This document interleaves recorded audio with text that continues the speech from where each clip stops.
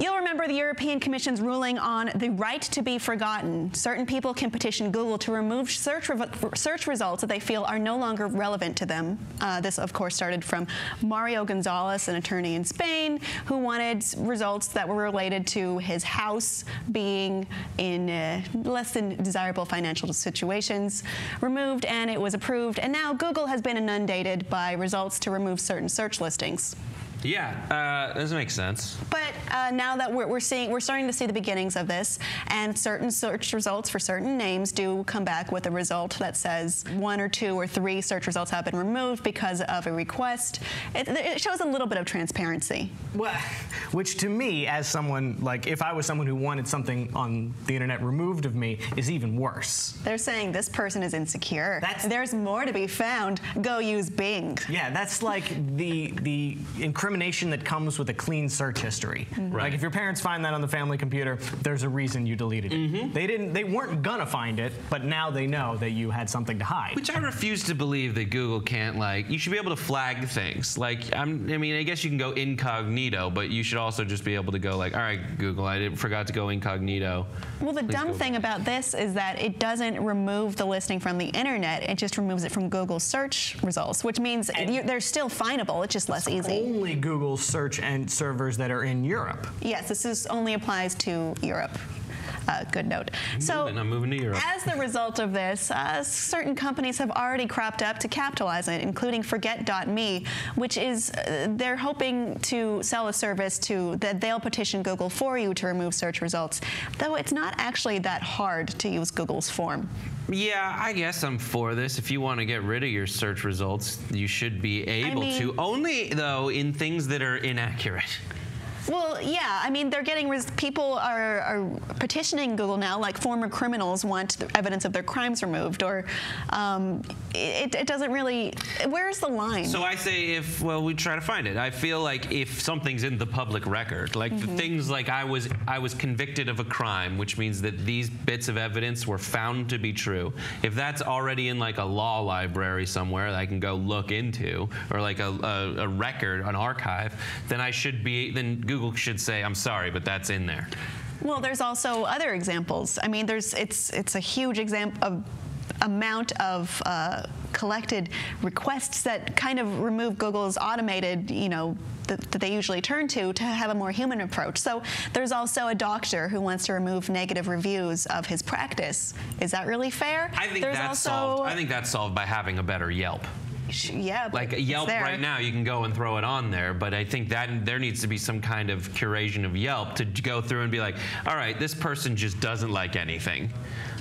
You're not allowed to give. Yelp should auto read and say, I'm sorry, you didn't provide any real, like you went to this restaurant and you were tired, so you gave it 1 star. Like they should be able to get rid of that. As someone who has worked for a small business, like one bad Yelp review can be really damaging, and especially if like that person was just in a shitty mood that day, and maybe the person working behind the counter was in a shitty mood. There's no reason to totally ruin a business. Maybe that's just everyone should get a better appreciation that yes, indeed. If you've ever written a bad review on Yelp because you were in a bad mood, like that is not just you who does that. So maybe you shouldn't trust Yelp. Let's say there was a politician who was hoping to remove search results related to past things that he's maybe said or done or trying to get reelected. Is that really fair?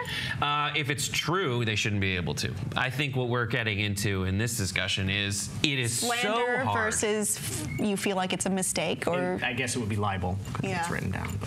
But. But maybe there's video of it. And you can't get rid of it. But I think that's what's going to happen. The sad reality is, especially if it's like request based, it's unethical for Google to go and remove negative things about you just because you want them to go away, even though they're in the public record. It's unethical of Google to do that. I think they should, if it's in the public record, they should be able to do that. So what's going to happen? Censorship. Right. So I think they're going. It's far less practical to have like a request-based system than and because it's just going to be too much to deal with. Well, it's going to be things like get rid of this ugly picture of me. There's just too many people with too many ugly pictures of them on the internet for Google to realistically be able to handle this 100% efficiently. So I just think much like credit report systems. It's kind of a nightmare for Google. I think Sergey Brin said he wishes he could just forget about the ruling. Yeah. What was the guy's name whose house was foreclosed upon? Mario Gonzalez. Mario Gonzalez, whose house was foreclosed upon. A Spanish lawyer. We shouldn't look for Mario Gonzalez, whose house was foreclosed upon any longer. No, you but won't find it. And don't Gonzalez. Google. How do you spell it? Standard spelling. Okay, good. Gonzalez.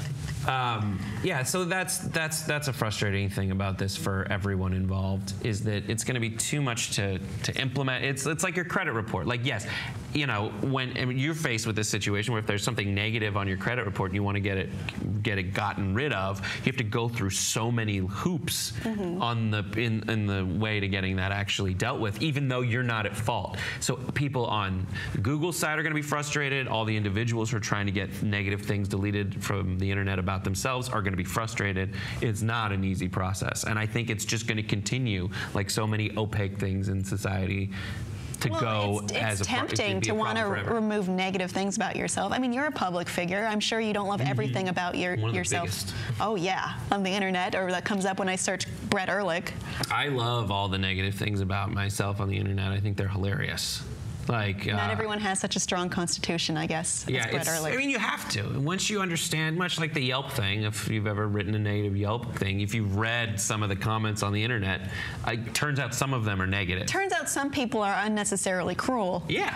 So, what do you think about the right to be forgotten rule? And do you think it's going to be abused now by people who maybe don't fall within the parameters as stated by the courts? Please let us know below in the comments. Please subscribe, and please check out our Facebook page.